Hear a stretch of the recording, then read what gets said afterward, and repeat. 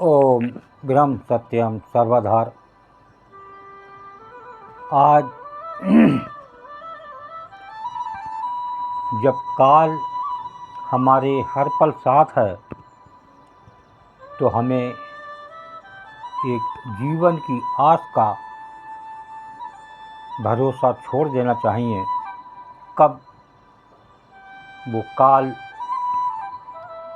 लपेट के ले जाए और जिस कारण हम इस संसार में प्रभु ने भेजा वो कार्य हमारा अधूरा रह गया, क्योंकि हम उस संसार की में ही मौज मस्ती में, संसार की वस्तुओं में और अच्छे महल, अच्छी ज़मीन, अच्छा भोजन, बच्चों की पढ़ाई एक अच्छे लेवल की हो, वो कोई अधिकारी इंजीनियर बने, इसी में ही हम लगे रहे। अपने परिवार को ही देखते देखते वो काल हमें चपेट के ले गया और हमारा इस संसार में आना व्यर्थ हो गया।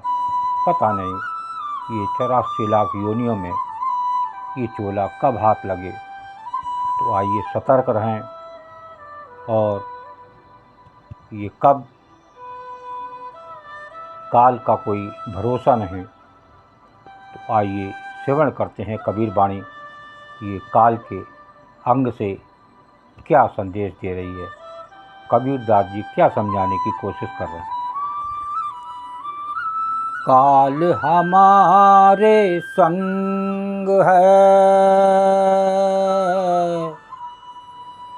काल हमारे संग है, कस जीवन किया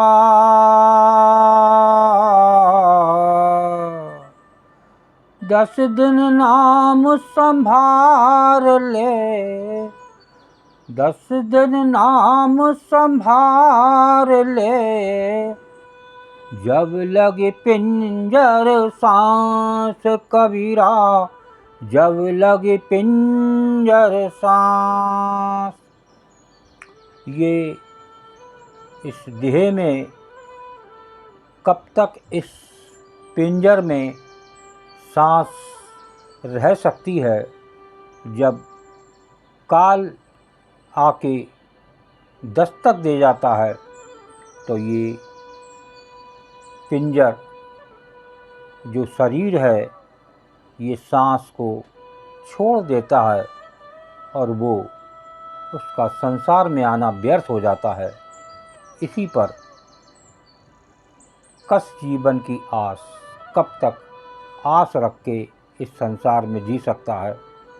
इसी पर संत कबीरदास जी समझाने की कोशिश कर रहे हैं। काल हमारे संग है, कस जीवन की आस, 10 दिन नाम संभार ले, जब लगी पिंजर सांस। जब काल का साथ हो तो फिर जीने की आस कैसे हो सकती है। हर पल काल हमारे साथ है, तो यहाँ समझाने की कोशिश कर रहे हैं फिर हम जीने की आस कैसे रह सकते हैं। हम इस संसार में, इस संसार के चकाचौंध में, रोशनी में खोए हुए हैं और उसी में हमने अपने बच्चे भी लगा रखे हैं और वो भूल जाते हैं कि इस संसार में क्या करने आए थे, क्या करके जा रहे हैं। तो इसी पर संत कबीरदास जी समझाने की कोशिश कर रहे हैं। 10 दिन नाम संभार ले, जब लगी पिंजर सांस। जब तक तेरे शरीर में सांस है तब तक प्रभु का नाम भज ले। जो सांस है उसका कोई भरोसा नहीं, कब ये सांस टूट जाए, कौन सी सांस आखिरी हो, कोई भरोसा नहीं। क्यों भरोसा नहीं? कि काल हमारे संग है। हर पल वो काल हमारे संग है। कब हमारे ऊपर चढ़ाई कर दे, हमारे जीवन को समाप्त कर दे, तो यहाँ चेतावनी दे रहे हैं कि जब तक शरीर में सांस है तब तक प्रभु का नाम भज ले।